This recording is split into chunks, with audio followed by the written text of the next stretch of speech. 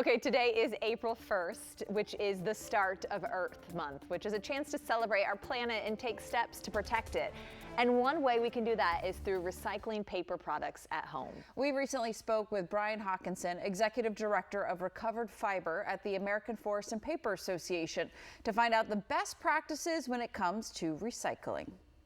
Couple of things to keep in mind. I mean, there's lots of opportunities to recycle paper and cardboard around the year.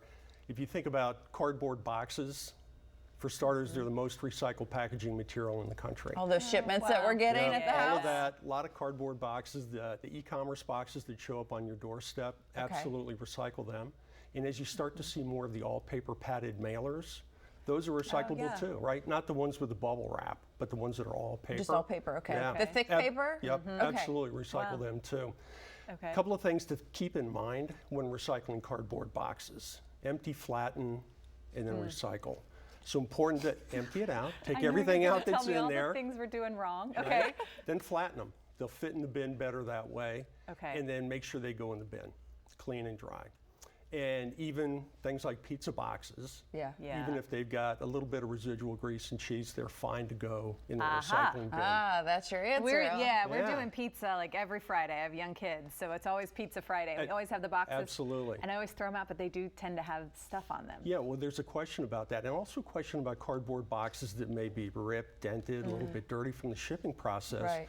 That's not a problem. They'll get recycled fine, and you don't have to worry about taking off tape or labels. Those come off in the recycling process too. Lots of other common household items that are recyclable, paper and paperboard, things like paper cups, you know, newspaper, mail, magazines, boxes for dry food, shoes, tissues, that sort of thing. All of that recyclable. If they're boxes, keep the other three things in mind: empty, flatten, and put them in the bin. Here's the thing I think a lot of us do is we just throw everything in the bin, right? And just hope that it gets sorted. What do you call that? Wish cycling? Wish cycling. Okay. Yep. And that's, I know a lot of people do it, and it can be a problem. It starts when people who are well-intentioned want to put their products in the recycling bin and hope that somebody will be able to make something new out of it, right? The problem occurs if it's not recyclable. It can contaminate the material that's already in the bin, or worse, can damage the recycling processing systems down the trail. So important to not put things in that are not recyclable, and you would be amazed at some of the things that people put in, like I'm sure. plastic bags, wire coat hangers, holiday lights, garden hoses. I'm not that bad. Right. Those aren't recyclable.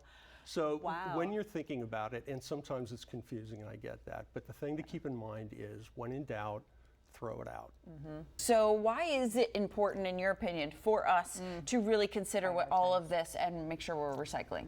Yeah, well, it's important for the paper and cardboard industry because our supply chain is inherently circular, right? Paper and paper-based packaging are made from renewable materials, wood fiber from sustainably grown forests, and recycled fiber.